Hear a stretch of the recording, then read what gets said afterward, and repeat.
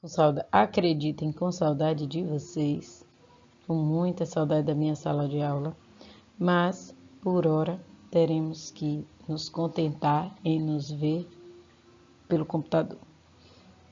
Estou me sentindo dando a primeira aula, porque nunca dei aula dessa maneira, é tudo novo para mim e novo para vocês, mas eu espero que desse jeito, nos próximos eu vou estar mais solta, realmente sem saber direito como agir,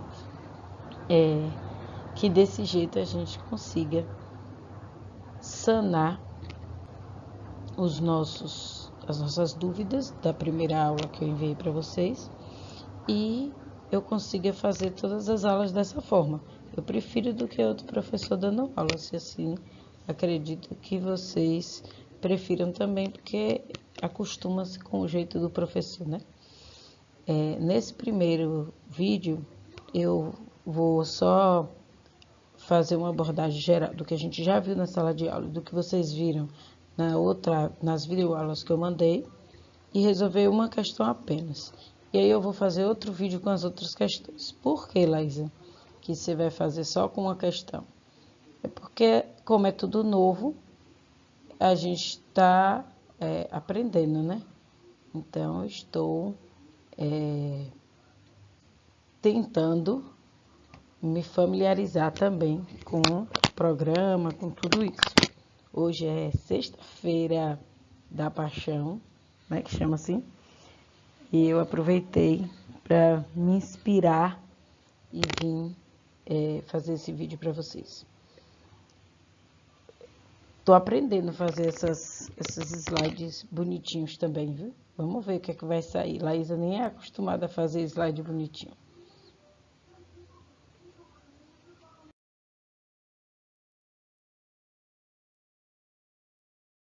Vamos relembrar o que a gente já viu em sala de aula e também o que a gente viu anteriormente. Sobre Mendel, lembrando a vocês que não é cobrado em vestibular exatamente sobre vida de Mendel, muito raro isso acontecer.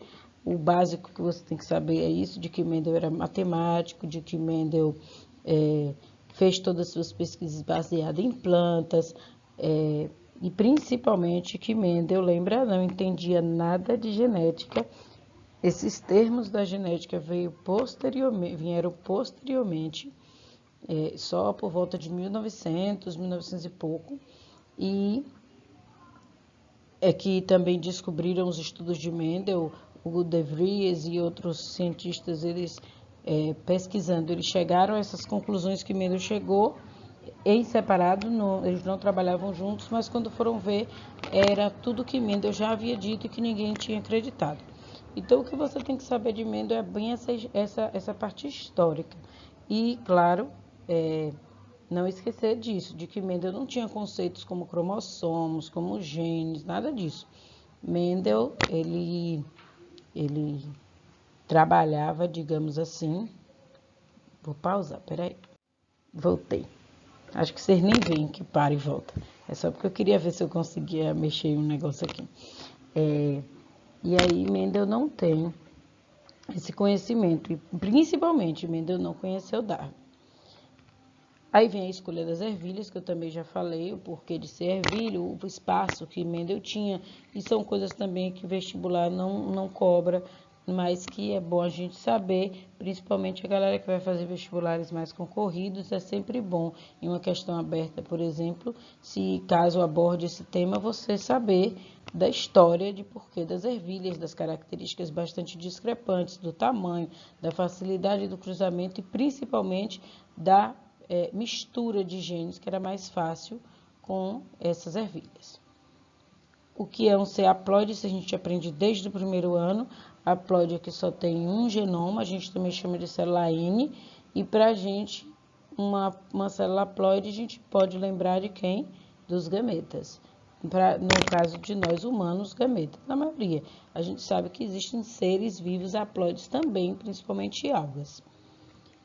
diploide, então, aquele que tem 2 conjuntos de genoma, que a gente também chama de célula 2N. As células somáticas que formam nosso corpo são células diploides. Ah, existe células triploides? Existe. A gente lembra que o tecido do endosperma, da semente da planta das angiospermas, é um tecido triploide. E existe outros tecidos que são triploides, mas que não vem ao caso. Fenótipo, aí a gente vem com aquela brincadeirinha que eu fiz, né? Do cabelo, que fenotipicamente é liso. Por quê? Porque foi no salão. É seu, você comprou, é liso. Porém, ele é fenótipo. Ele é efeito do genótipo com o ambiente. Só acontece quando eu vou no salão, Laísa? Não. Por exemplo, esse período de quarentena, que a gente toma menos sol. Lembra? A gente não toma tanto sol. Então, a tendência é quando a gente voltar para a escola, tá todo mundo mais branquinho. Efeito de quê? Genótipo mais o meio ambiente. Então, existe outras coisas que o fenótipo não necessariamente ele é comprado no laboratório ou numa loja, mas ele pode vir de uma forma bem natural. E genótipo é tudo aquilo que você carrega. Então, seu pai te deu um conjunto de genes, sua mãe te deu um conjunto de genes, e esses 2 conjuntos haploides de genes somados formou uma célula diploide, que foi você. Lembra que eu sempre brinco com vocês? Papai e mamãe estavam brincando e dessa brincadeira juntou e formou uma única célula que se multiplicou e formou bilhões de células. Eu nunca sei se eu olho para canto da câmera onde eu estou me vendo ou se eu olho para a câmera que é onde vocês estão me vendo, então eu vou olhar vocês nos olhos, mas tudo bem, o que importa é a minha voz. E aí vem uma briga, uma confusão, porque muito aluno erra, que é a diferença entre alelo e gene. Gene a gente estudou lá no primeiro ano já com síntese proteica, que é um pedaço do DNA que codifica uma proteína. Então, eu tenho, por exemplo, o gene que codifica uma enzima que destrói proteína, ou uma proteína X qualquer.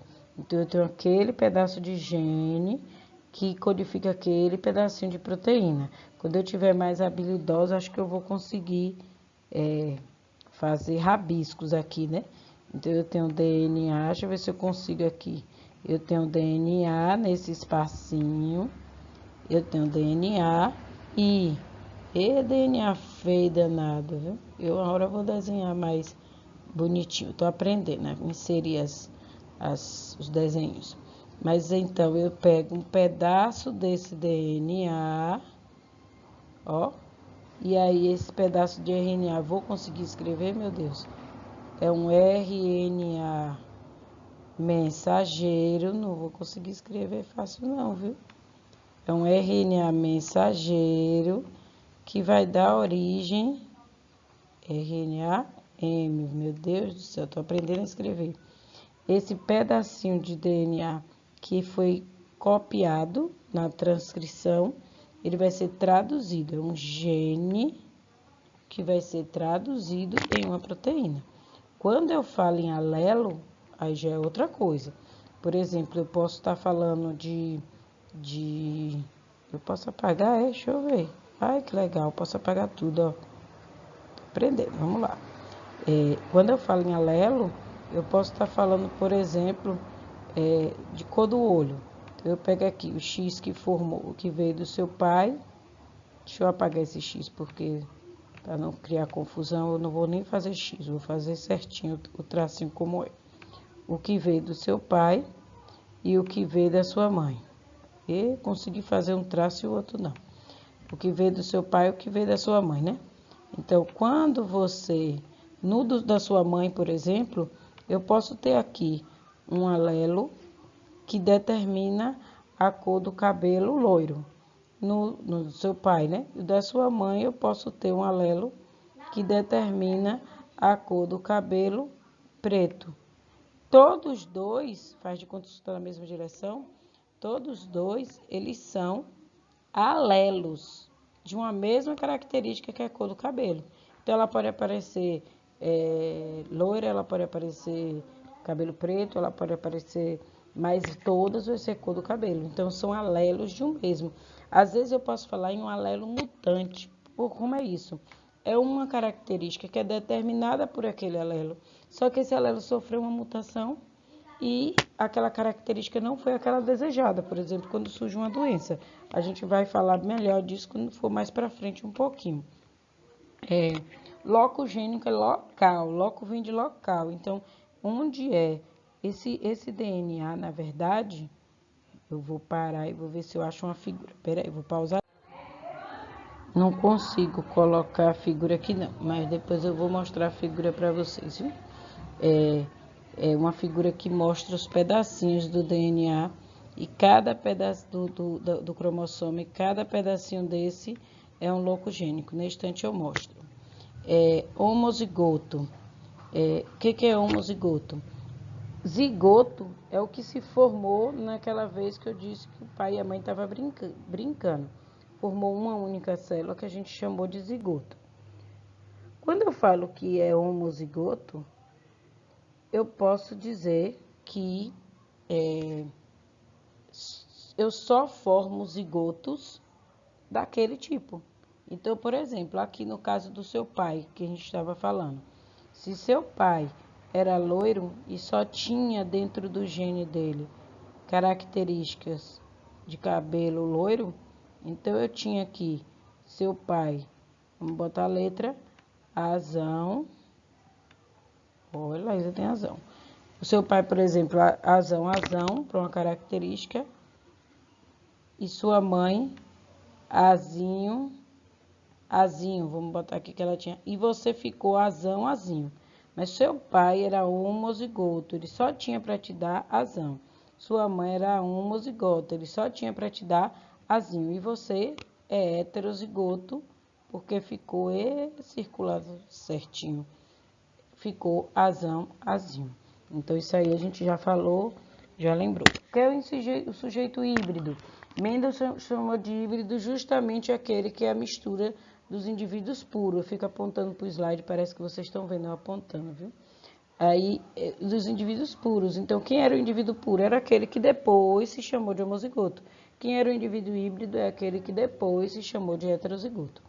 Dominante, porque lembra que Mendel cruzava as ervilhas e de repente uma característica desaparecia e no retrocruzamento ela reaparecia, ele chamava aquela característica que tampava a outra de dominante e a característica que era tampada de recessivo. E aí a gente também já vê esse conceito. Vamos à primeira questão. Primeira questão, eu vou depois conseguir tirar esse negocinho daqui. Acho que não consegue assim não, consegue não. Esse negocinho daqui, mas vamos lá.